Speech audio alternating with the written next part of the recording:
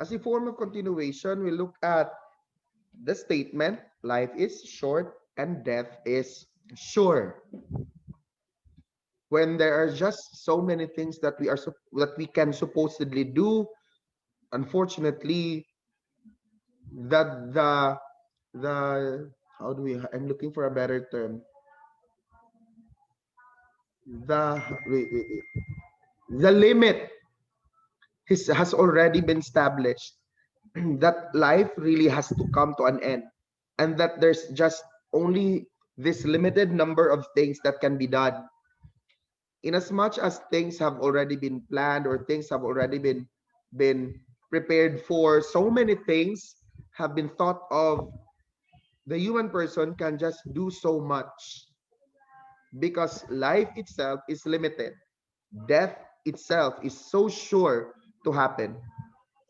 That is why if you look at that copy, that the copy that you have on the second page, you'll find there a line that says, since I've got one time since I've got a one time limited life, I don't want to waste it.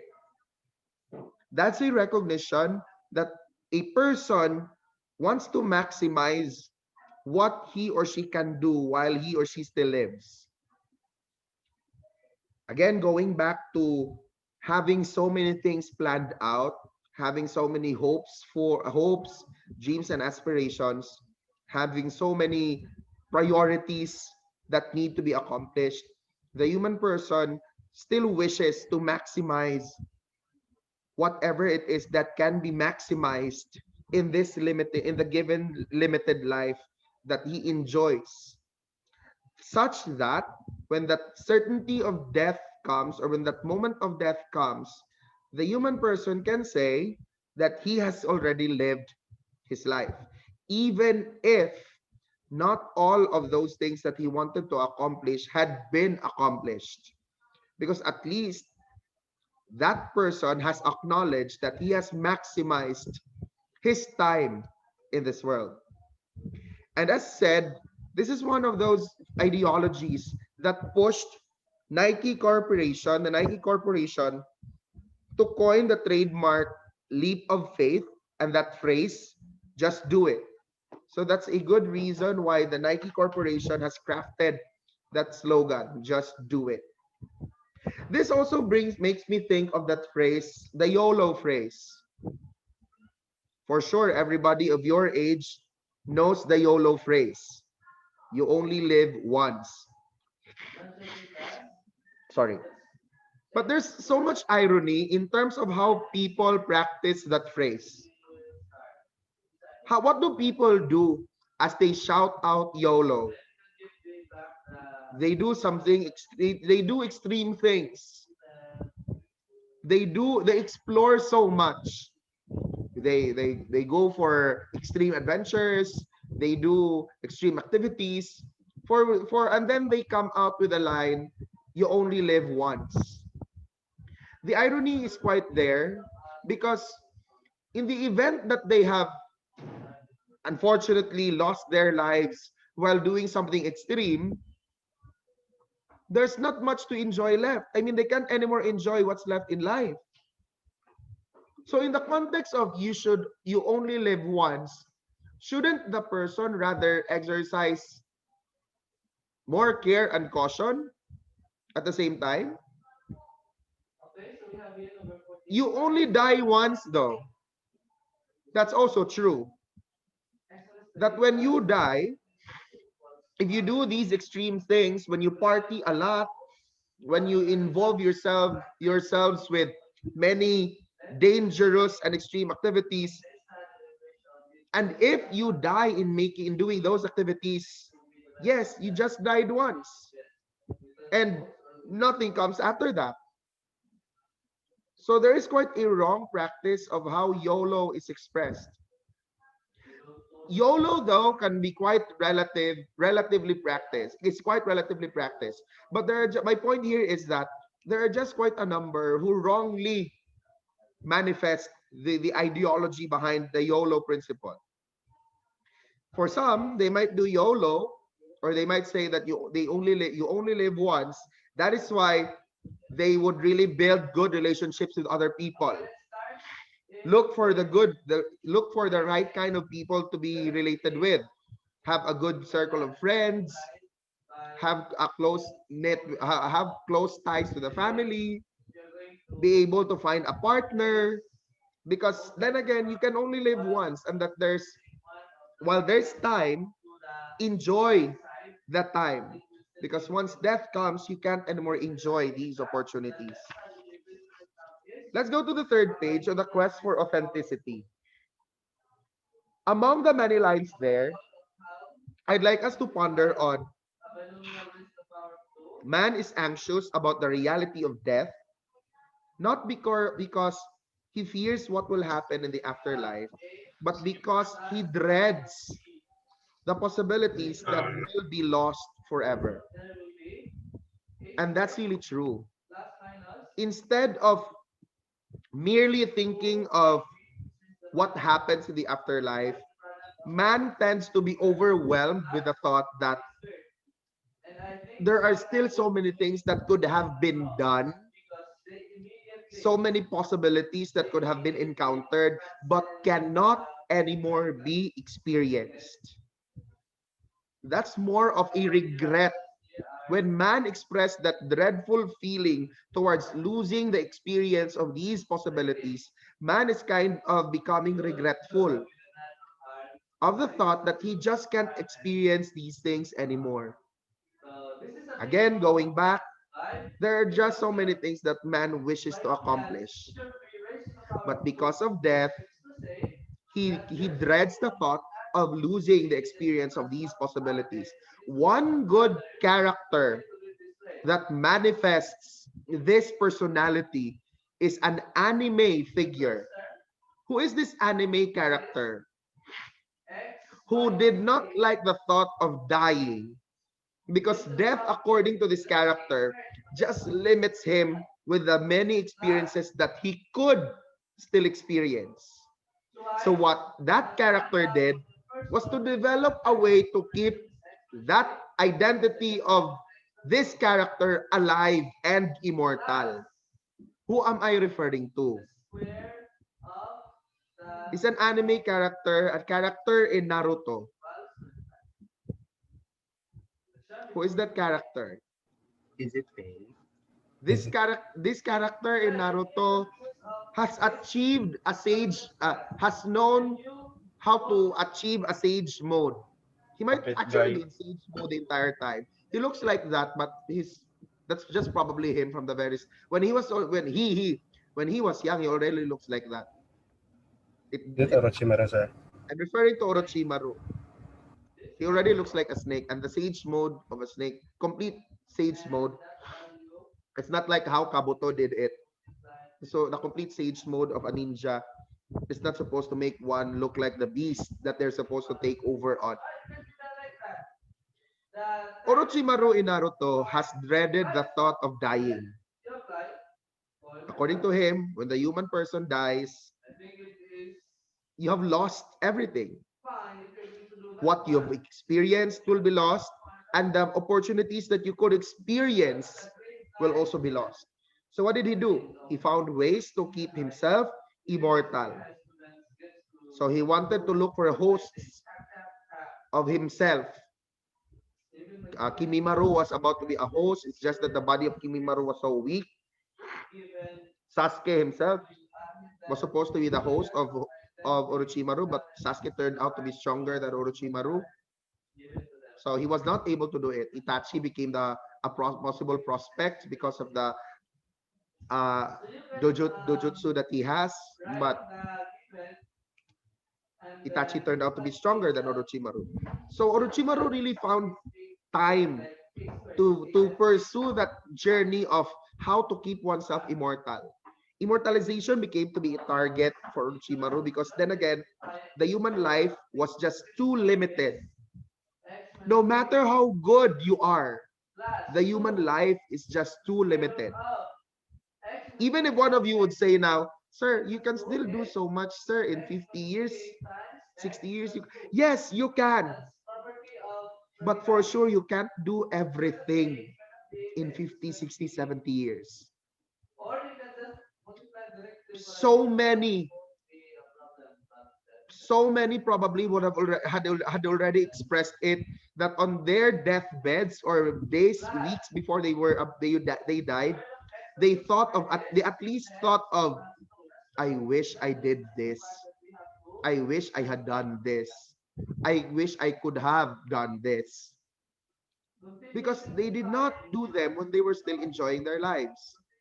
Because again, despite the number of things that you have enumerated for yourself to accomplish, you can do only so much with this limited time. And take note, the moment you get older, the more restricted you become. The moment you reach you reach the older ages of your lives, the more that you'll feel you'll have restrictions on what you can do physically. Your mind might push you to do something more, but you have now physical restraints. I don't tell me that at the age of 92, if God wills you to reach 92, you're still in the condition to do a skydive. Like, let's talk about what extreme adventures we wish to accomplish. Sure, what extreme adventure do you wish to accomplish, sure? There's hiking a mountain Hiking a considered mountain, okay. extreme, sir? Yeah, sure might find it extreme, others might not. But if sure deems it to be quite extreme, then sure is entitled to feel that way. And sure, at the age of 72, sure, do you see yourself doing that? No. Diba? And that's No. normal. Rodney, what extreme activity do you wish to, what activity in your extreme activity, sorry. What activity in your bucket list that is quite extreme do you wish to accomplish before you die? Surfing, sir. Mhm. Surfing. Surfing, okay. At the age of, when you become a senior citizen soon, Rodney, senior citizen, let's just put it at that category. Do you think that would still be feasible? No, sir. Diba? But we can probably make our minds think, no, I think we still can. But our bodily functions would inhibit us from taking on these activities. Alan, what about you, Alan? Jumping in the cliff, sir. Cliff Jump, dive jumping, in the cliff. you'll jump in the The cliff, cliff dive. Cliff in the cliff dive resort, sir. But not really. but But not really. the line, Alan, jumping in the cliff will kill you because you'll Okay. jump in. Jumping off a cliff. Yes, sir. Jumping off a cliff. At this age of yours, Alan, can that be feasible? Can that be done? No, sir. At this age, Oh, yes, sir. of course it can be. Diba? You're at your youth. You have so much of your time to enjoy doing these activities. But when you reach the age of senescence, like when you're a senior citizen already, Alan might find it difficult already. While others might still say, sir, 65, sir, that can still be done. Of course, it can be. It can still be done by someone who is at the age of 60 or 65. And that person might just die after jumping. Or when the person reaches eventually the age of 80, 90, that person will just eventually decide, I think I'll just have to stay at home and uh, find ways to really be at peace at home because your bodily restraints are too overwhelming to prevent you from accomplishing these things. Jana, what about you, Jana? What is it in your bucket list that you wish to accomplish and an activity that's quite extreme or not ordinary? Jana,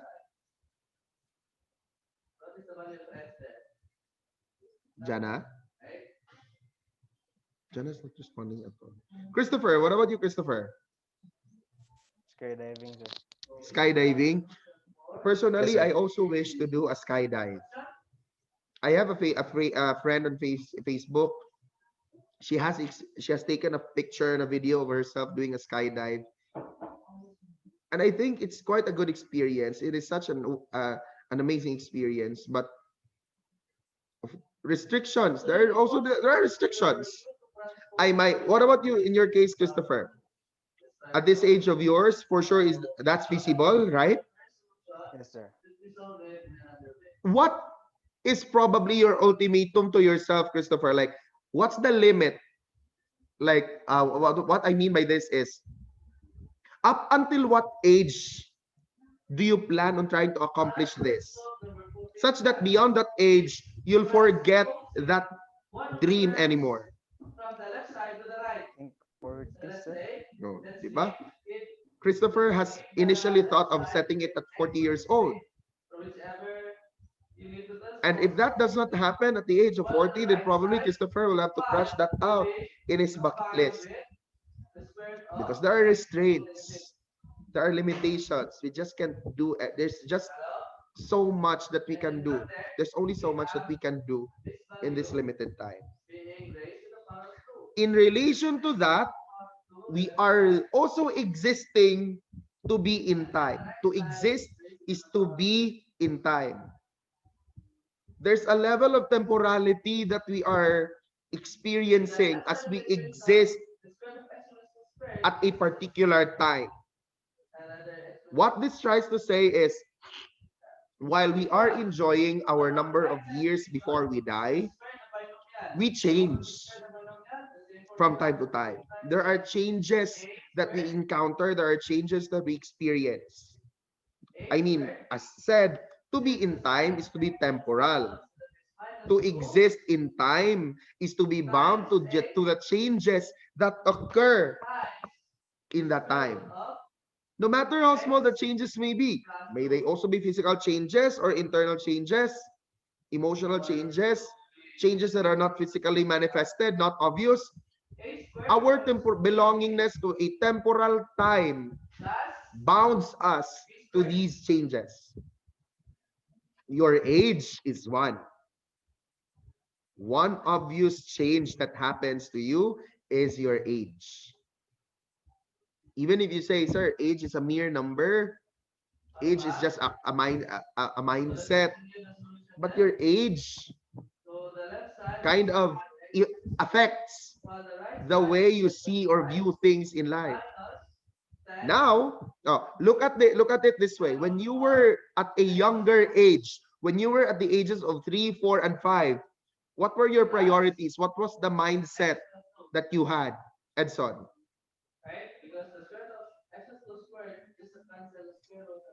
Like, ano sir, like events or What was the mindset that you had, or what's the mindset of a 3, 4, or 5-year old? to be happy, something To like be that. happy, to be plainly happy. How do they achieve happiness, son? For other people. And Like, what do they do? What do they do? Do 5-year-olds go shopping? no, What do they they, do? they play with their toys. Just with the mere thought of playing. And to them, that's enough. By merely playing with toys, playing with other toddlers, that's their version of happiness. But that did not remain as it is.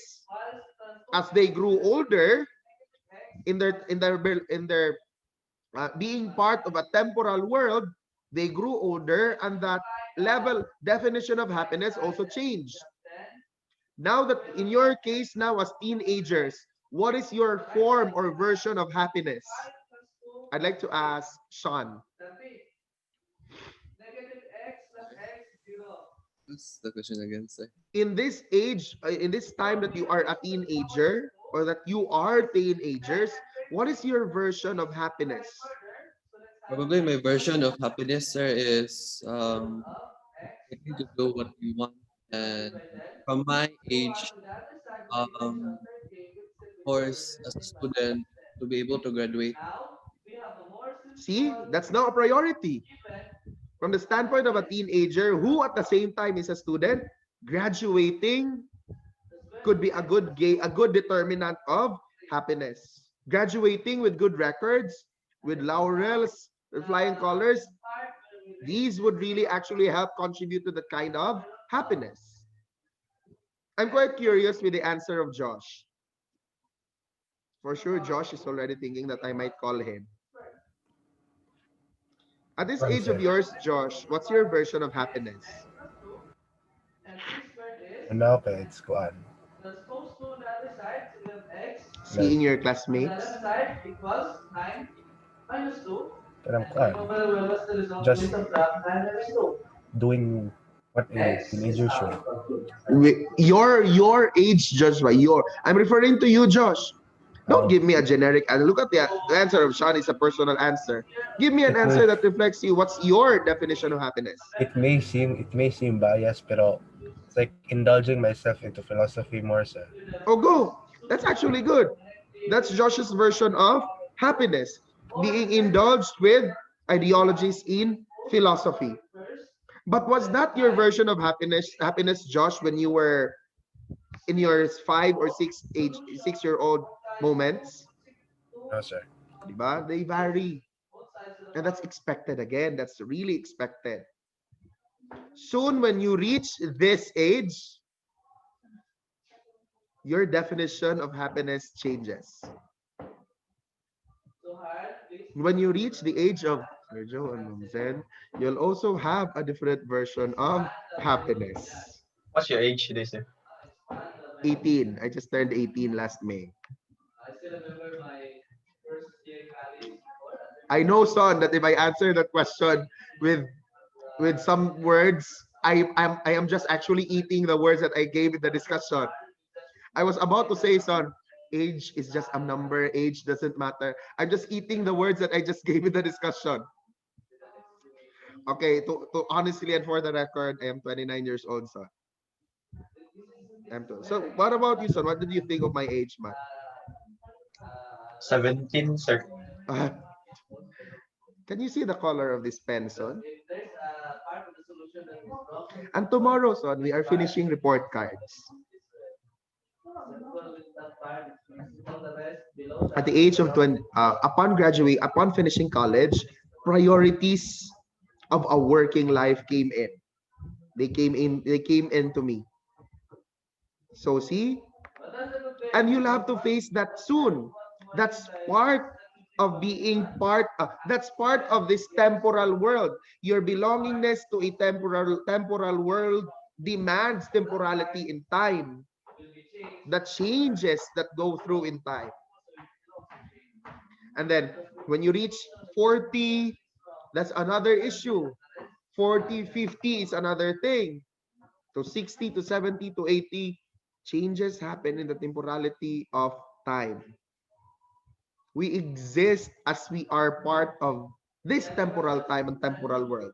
So again, like what I've already been stressing out, be ready for these changes because they are normal. They may be beyond the physical changes that we are going through, but we are referring to more in-depth changes that are bound to time. Physical changes. Let's talk about physical changes though. Were you at this were you already at this physique when you were younger? Like, were you already chubby? Were you already tall? Were you already, because there are people who tend to develop that physical characteristics, and that they kind of keep them the way up until their last breath. What I mean is yeah, it's really true, Rodney. Change is constant. However, when you talk about the physical structure, the physique of a person, the physical makeup of a person, there are others who remain to be chubby from start to finish. A few might experience that, while there are also others who remain to be lanky, thin, or slim from start to finish. Of course, that's their physical attribution.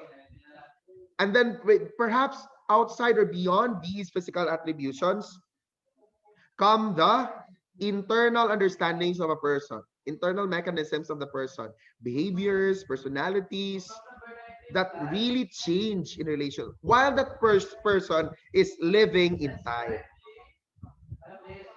And why are these significant in the concept of impending death? Very simple.